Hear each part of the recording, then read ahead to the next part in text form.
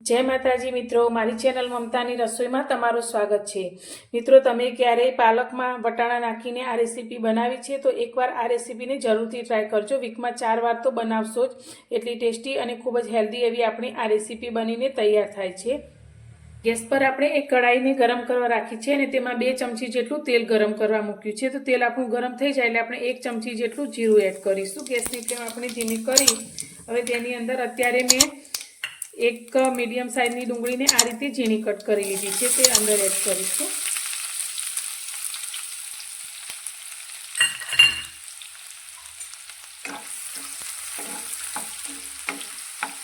डूंगळीनी साथे ज अत्यारे आपणे अर्धी नानी वाटकी जेटલું લીલું લસણ લીધું છે। અત્યારે શિયાળાના સમયમાં લીલું લસણ ખૂબ જ સારા પ્રમાણમાં મળતું હોય છે, તો અત્યારે આપણે લીલા લસણનો પણ આ રેસીપીમાં ઉપયોગ કરીશું।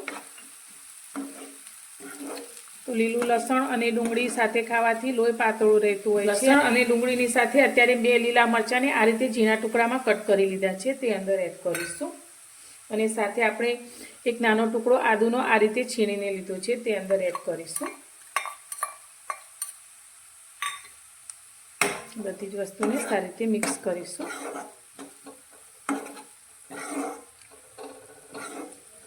હવે અત્યારે આપણે જે એક વાટકી વટાણા લીધા છે તે પણ અંદર એડ કરી દઈશું।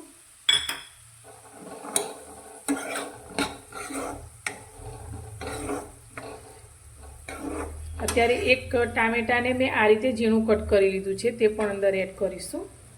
તો અત્યારે આ બધા જ શાકભાજી શિયાળામાં ખૂબ જ સારા પ્રમાણમાં મળતા હોય છે, તો આ રીતે તમે રેસીપીમાં આ બધા લીલા શાકભાજીનો ઉપયોગ કરશો તો બાળકો પણ ખાશે અને આપણી આ રેસીપી ખૂબ જ હેલ્ધી પણ બની રહેશે। તો જે લોકોને પાલક બિલકુલ નથી ભાવતો હતો તે પણ આ રેસીપી તમે બનાવશો તો તે સારી રીતે ખાશે। તો અત્યારે આપણે હોટેલના સ્વાદને પણ ભૂલાવી દે તેવી રેસીપી તૈયાર કરીશું।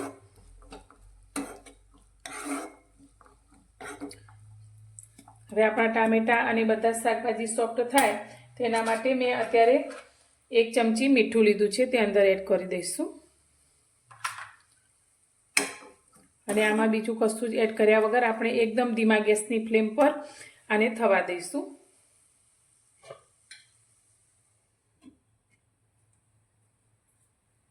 આપણે આ પાલકની રેસીપીને હોટેલ જેવો એકદમ ટેસ્ટ આપવા માટે એક ક્રીમી પેસ્ટ તૈયાર કરીશું। તેના માટે મેં 2 ચમચી શેકેલા સિંગદાણા લીધા છે તે આપણે એક મિક્સર જારની અંદર લઈશું। સાથે 2 ચમચી મેં સફેદ તલ લીધા છે તે પણ અંદર એડ કરીશું અને આ બંનેની સાથે અત્યારે આપણે 1 ચમચી ચણાનો લોટ લીધો છે તે એડ કરીશું અને બધી જ વસ્તુને સારી રીતે પીસાઈ જાય તેના માટે આપણે 2 થી 3 ચમચી જેટલું પાણી લઈશું અને આની પેસ્ટ તૈયાર કરી લઈશું। બધી જ વસ્તુને પીસી અને મેં પેસ્ટ તૈયાર કરી લીધી છે, તો એકદમ ક્રીમી એવી આપણી પેસ્ટ બનીને તૈયાર છે। તો હવે આપણે જે શાકભાજીને ચડવા માટે રાખ્યા છે તે જોઈ લઈશું। 3 મિનિટ જેટલો સમય થયો છે અને આપણું આ શાક જોઈએ તો ટામેટા આપણા સારી રીતે સોફ્ટ થઈ ગયા છે। તો આ રીતે આપણે ચમચાની મદદથી પ્રેસ કરી લઈશું તો વટાણા પણ આપણા 50% જેટલા ચડી ગયા છે। તો હવે આપણે આની અંદર થોડા મસાલા કરી લઈશું। અત્યારે આપણે અડધી ચમચી જેટલો હળદર પાવડર એડ કરીશું। 1 ચમચી આપણે લાલ મરચું એડ કરીશું। 1 ચમચી આપણે ધાણા જીરું એડ કરીશું અને અડધી ચમચી જેટલો આપણે સબ્જી મસાલો લીધો છે તે અંદર લઈશું। મસાલાને આપણે સારી રીતે શાકની સાથે મિક્સ કરી લઈશું। આ મસાલાને સાતરતી વખતે ગેસની ફ્લેમ અત્યારે આપણે ધીમી જ રાખવાની છે।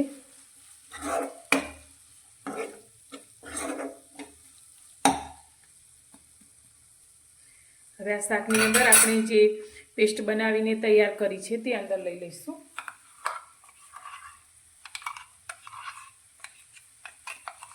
મિક્સર જારમાં આપણે થોડું પાણી એડ કરી અને બધી જ પેસ્ટને અંદર લઈ લઈશું।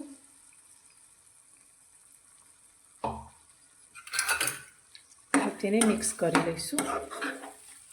તો આ રીતે શાકની અંદર આ પેસ્ટ બનાવવાથી આપણું આ જે શાક તૈયાર થશે એકદમ હોટેલ સ્ટાઇલ ક્રીમી તૈયાર થશે. તો આ શાક એકવાર તમે જરૂરથી બનાવજો તો હોટેલના શાકને પણ ભૂલી જશો. એટલું ટેસ્ટી આપણું આ શાક બનીને તૈયાર થશે.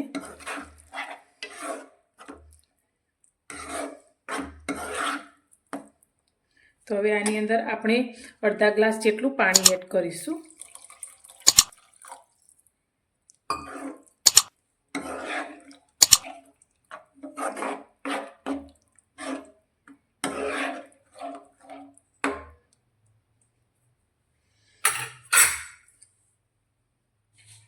હવે આપણે પાલક લીધી છે, તો પાલક અત્યારે મેં 1 બંચ જેટલી લીધેલી, જે અત્યારે આપણે 4 બાઉલ જેટલી થઈ છે, તો તે અંદર એડ કરી દઈશું. તો અત્યારે આપણે આને બિલકુલ તેલમાં ફ્રાય કર્યા વગર કે બાફ્યા વગર જ કાચી જ લીધી છે.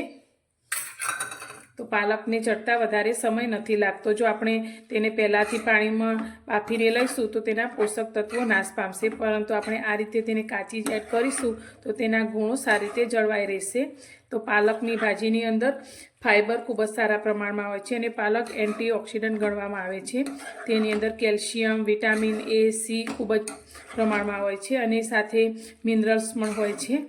તો શિયાળાની ઋતુમાં પાણી પીવું બધાને પસંદ નથી હોતું ઠંડીના કારણે. તો તમે આ રીતે પાલકનું શાક બનાવશો તો પાલકની અંદર પાણીનું પ્રમાણ ખૂબ જ પ્રમાણમાં હોય છે.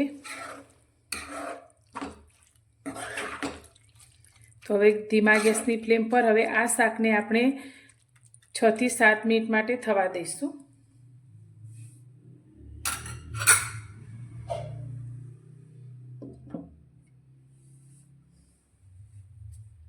7 મિનિટ જેટલો સમય થઈ ગયો છે. તો હવે આપણે શાકને જોઈ લઈશું. તો શાકને મેં વચ્ચે 2 થી 3 વાર હલાવેલું. તો તમે જોઈ શકો છો એકદમ સરસ એવું લચકાદાર આપણું શાક બનીને તૈયાર છે. પણ હજુ આ શાકને વધુ ટેસ્ટ આપવા માટે આપણે તેનો વઘાર કરીશું.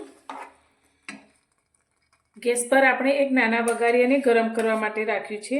તો તેની અંદર અત્યારે આપણે 1 ચમચી જેટલું ઘી એડ કરીશું. તો આ શાકનો ઘીથી વઘાર કરવા માટે શાકનો ટેસ્ટ એકદમ વધી જાય છે અને હેલ્ધી પણ બની રહે છે. તમે ઘીની જગ્યાએ તેલનો ઉપયોગ પણ કરી શકો છો. ઘીને આપણે સારી રીતે ગરમ થવા દઈશું. ઘી આપણું ગરમ થઈ ગયું છે. તો અત્યારે મેં 4 કળી લસણને આ રીતે ઝીણું કટ કરી લીધું છે. તે વઘારની અંદર લઈશું અને લસણની કરીને સારી રીતે સાંતળી લઈશું.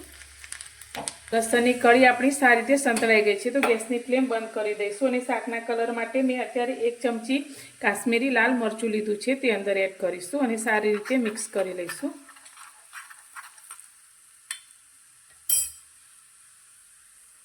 બનાવેલા વઘારને આપણે શાકની ઉપર આ રીતે લઈ લઈશું. તો આ રીતે ઉપરથી વઘાર કરીશું તો શાકનો ટેસ્ટ ખૂબ જ સરસ આવશે.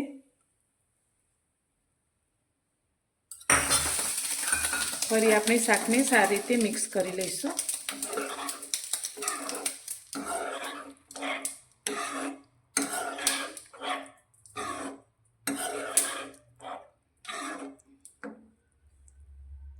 તો મિત્રો તૈયાર છે આપણું એકદમ શિયાળા માટે હેલ્ધી અને ટેસ્ટી એવું પાલક અને વટાણાનું શાક. તો આ શાક તમે બાજરીના રોટલા, પરાઠા, રોટલી સાથે ખાઈ શકો છો. એકદમ ટેસ્ટફુલ એવું આપણું આ શાક બનીને તૈયાર થાય છે. તો તમને મારી આ શાક બનાવવાની રેસીપી કેવી લાગી? જો પસંદ આવી હોય તો વિડીયોને લાઇક કરજો, શેર કરજો અને મારી ચેનલ પર નવા છો તો ચેનલને સબસ્ક્રાઈબ કરવાનું બિલકુલ ભૂલતા નહીં. તો ફરી મળીશું એક નવી જ રેસીપી સાથે નવા વિડીયોમાં.